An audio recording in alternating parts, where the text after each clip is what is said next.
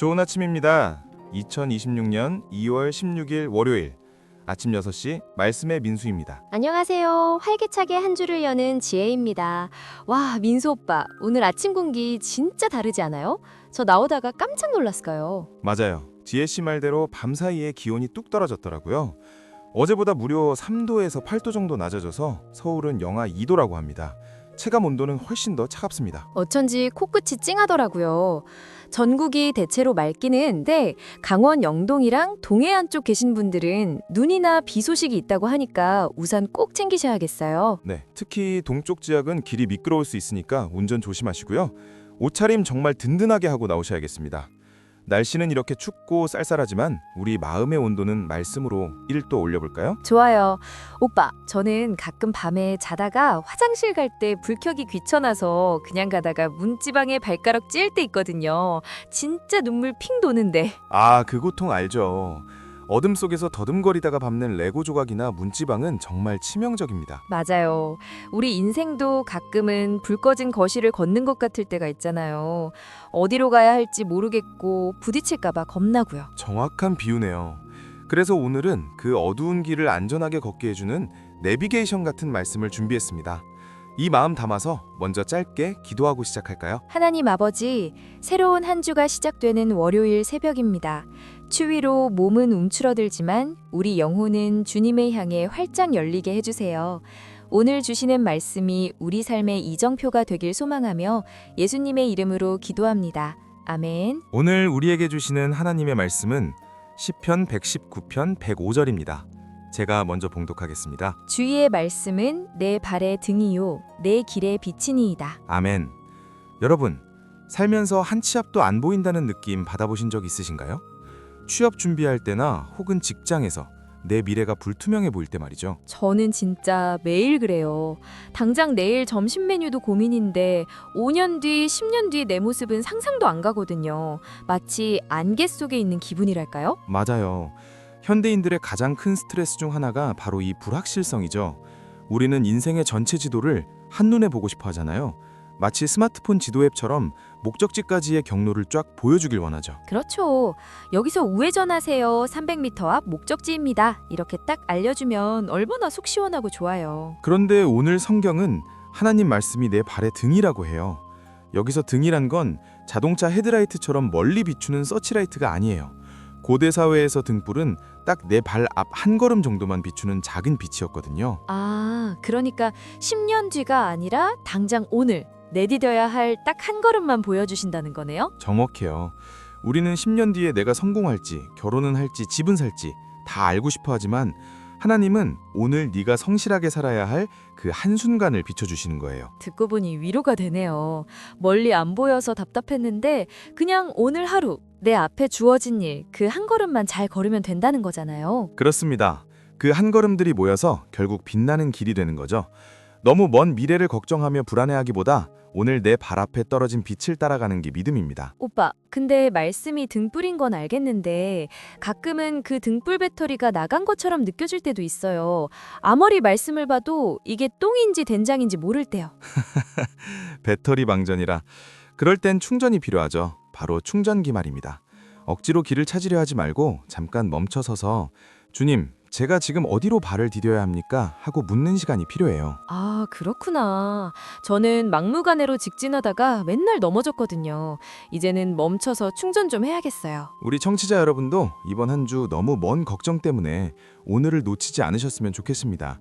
말씀이라는 등불을 들고 딱 한 걸음만 용기 내어 내디뎌 보세요. 네, 오늘 하루 그 한 걸음을 응원하는 마음으로 우리가 함께 기도했으면 좋겠습니다.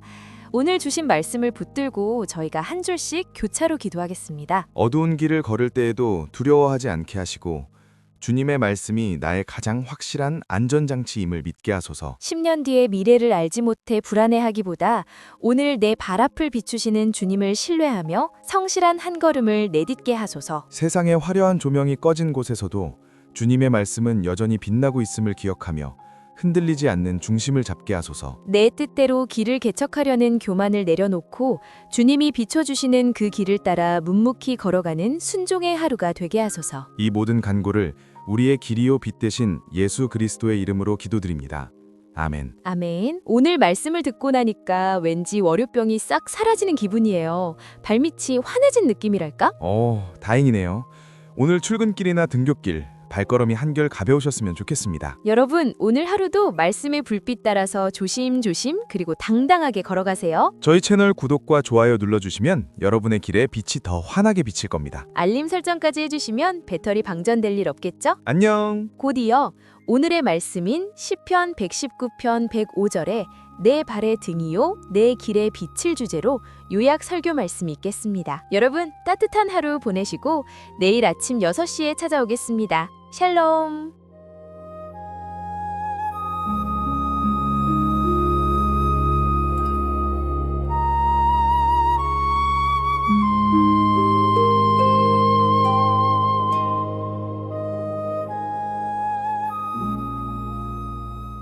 주의 말씀은 내 발의 등이요 내 길의 빛이니이다. 안녕하세요 청취자 여러분. 오늘 나눌 시편 119편 105절 말씀인데요.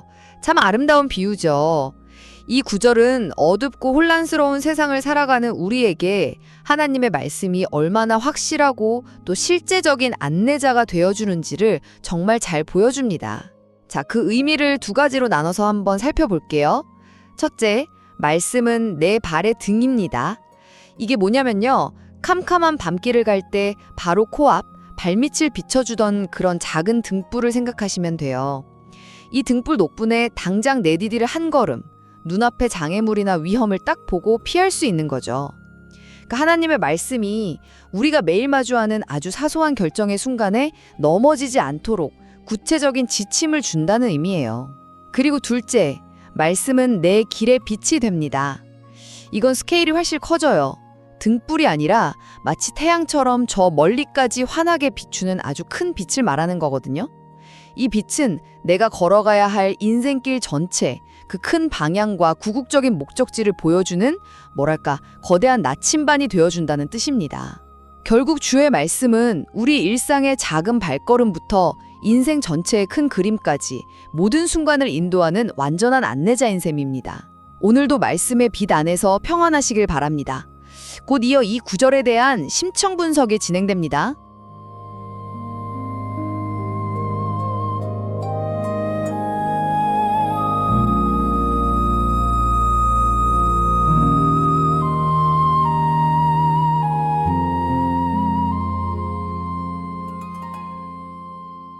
주의 말씀은 내 발의 등이요 내 길의 빛이니이다. 시편 119편 105절 말씀입니다.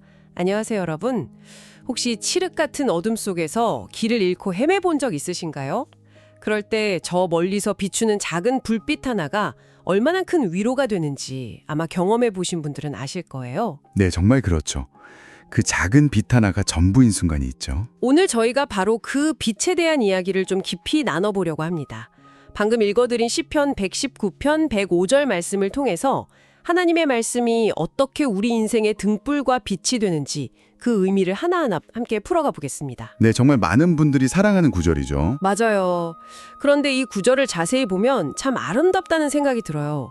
그냥 빛이라고만 하지 않고 등과 빛 이렇게 두 가지로 나눠서 이야기하잖아요. 아, 맞습니다. 아주 중요한 포인트를 짚어주셨어요.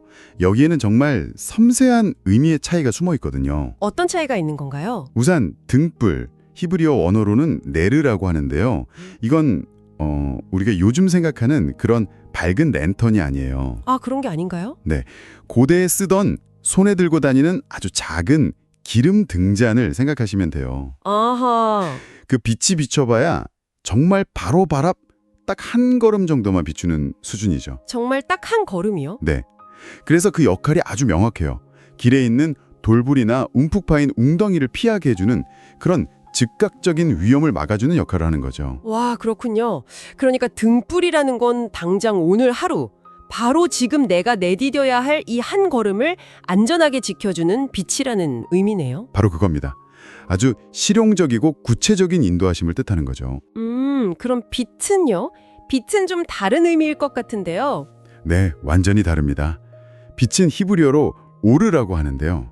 이건 등불과는 비교할 수 없을 정도로 훨씬 크고 넓은 빛이에요. 크고 넓은 빛이요? 네. 비유하자면 저 하늘의 태영이나 혹은 멀리서 깜빡이는 등대 같은 빛이죠. 아, 발밑의 돌뿌리가 아니라 저 멀리 내가 가야 할 목적지, 내 인생 전체의 방향을 보여주는 빛인 거예요. 와, 그 차이가 정말 분명하네요. 그렇죠. 그러니까 정리해보면 하나님의 말씀은 오늘 내가 어떤 선택을 해야 할지 그 구체적인 지침이 되어주는 등불 인동시에 네. 내 인생이 궁극적으로 어디를 향해 가야 하는지 그 큰 그림을 보여주는 빛의 역할도 한다는 거군요. 맞습니다.